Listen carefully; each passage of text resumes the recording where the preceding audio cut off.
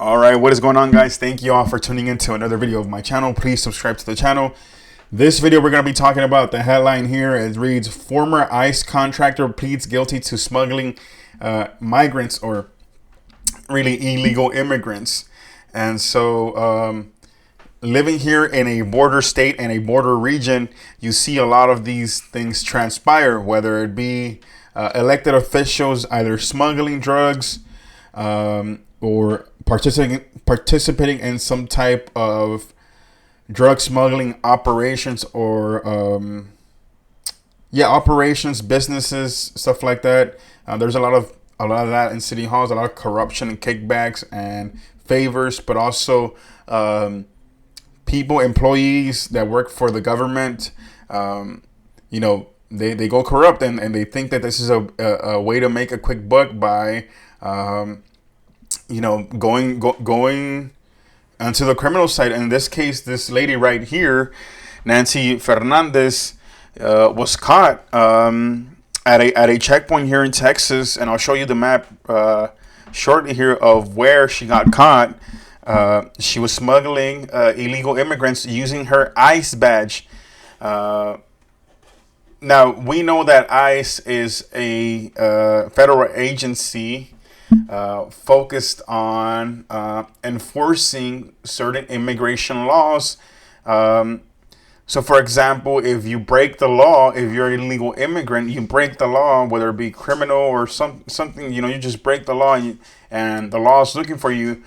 More than likely, you are going to get a visit from ICE. They will do the investigating, and they will enforce either a court order that says you must be removed from the country, or if local officials reach out to assist with any investigation or assisting of having you removed. But anyways, I want to get into it. So it reads, a former U.S. Immigration Customs Enforcement contractor who smuggled 39 migrants from McAllen, Texas to Falfurrias, Texas, pleaded guilty on Friday. Now, how did it go down? So she worked for MVM Inc., which transports migrants for ICE. So they assist ICE with transporting migrants slash illegal immigrants. And so she used that company's resources and her position in that company and for ICE to basically run that smuggling operation. And so it says the company's transportation specialists provide secure and humane treatment and service to accompany children and or families while accompanying them on domestic or international flights and or ground via transportation to facilities all over the country, according to a job description by MVM. During these trips, TS use their language skills to communicate in a way that is culturally sensitive while fostering a safe and comfortable environment. Now, on October 4th, 2024, Border Patrol arrested Ms. Fernandez, which is the defendant in this case. And so when a white bus stopped at the federal immigration checkpoint near Falfurrias.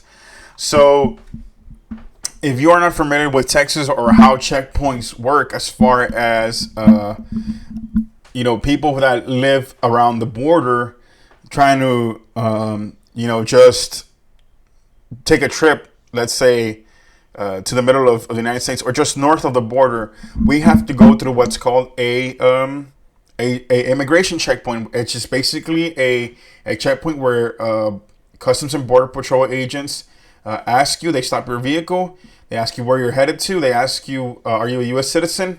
That's basically really the only two questions that you get if you're just a normal tourist or somebody that's looking to take a trip out of town from these border towns up north. And so I'll just show you real quick where it's located. So this is our region. This is a border region in South Texas. Here is where the checkpoint is at. So this lady transported her from here, from McAllen, all the way to this checkpoint right here in Falfurrias. Well, really the checkpoint is right there, and you can kind of see the images, and I'll just show you what it looks like. Trying not to make this video long, but that's what the checkpoint looks like.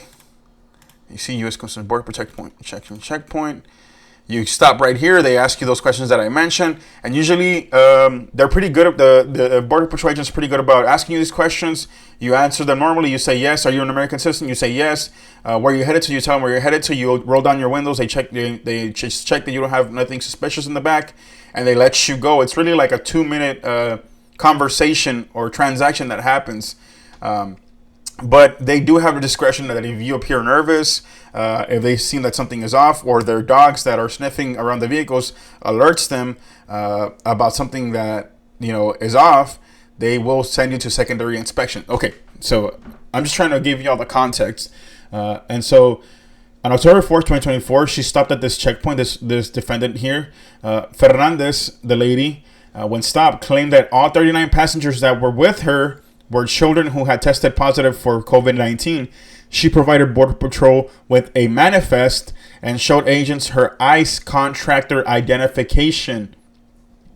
Border Patrol called Rio Grande Valley Centralized Processing Center, meaning headquarters, where she's coming from, to make sure that, to basically verify her story that this is what was going on.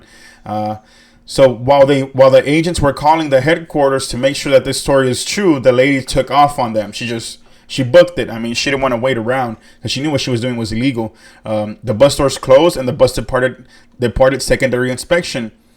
Agents conducted a traffic stop on the bus and instructed it to return to secondary inspection. The Centralized Processing Center, meanwhile, informed Border Patrol that it had no records of the bus. So they basically let Border Patrol know that's a lie. This is not an operation that we are aware of. And that's when Border Patrol knew that what Ms. Fernandez, the defendant here, what she was doing was guilty. Okay, so she has pleaded guilty. What is the punishment? I want to go through with the punishment. So the statutory maximum penalty for each violation of Title 8, United States Code Section 1324A, is imprisonment for no more than 10 years and a fine of no more than $250,000. Additionally, defendant may receive a term of supervised release, meaning parole or probation, after imprisonment for no more than 3 years. And it just goes to read, defendant acknowledges and understands that if she should violate the conditions of any period of supervised release, which may be imposed as part of the sentence, the defendant may be imprisoned for up to 2 years and will not receive credit for the period that she was released for. So she's gonna have to pay a hefty fine. She's probably gonna do some time in jail just because, or in prison, just because she was a government official who violated her oath and went corrupt. And you cannot let these things slide as a justice system, because you must put a deterrence factor in your sentencing to prevent other people from doing the same thing. So this is the type of shit that goes on in our region, guys. I just trying to, talk to y'all, let y'all know what's going on over here. These kind of cases interest me a lot. Corruption, border issues are really my thing. That's what I kind of went to school for. And when I was in government, that's kind of what I focused on. So it's been a real interesting. There's a lot more cases going on like this of, elected officials in drug trafficking, and kickbacks, and, getting their friends favorable contracts, stuff like that. There's a lot going on. I'll be making more videos, but thank y'all for tuning in. Please subscribe, guys. Support the channel. Y'all have a good night.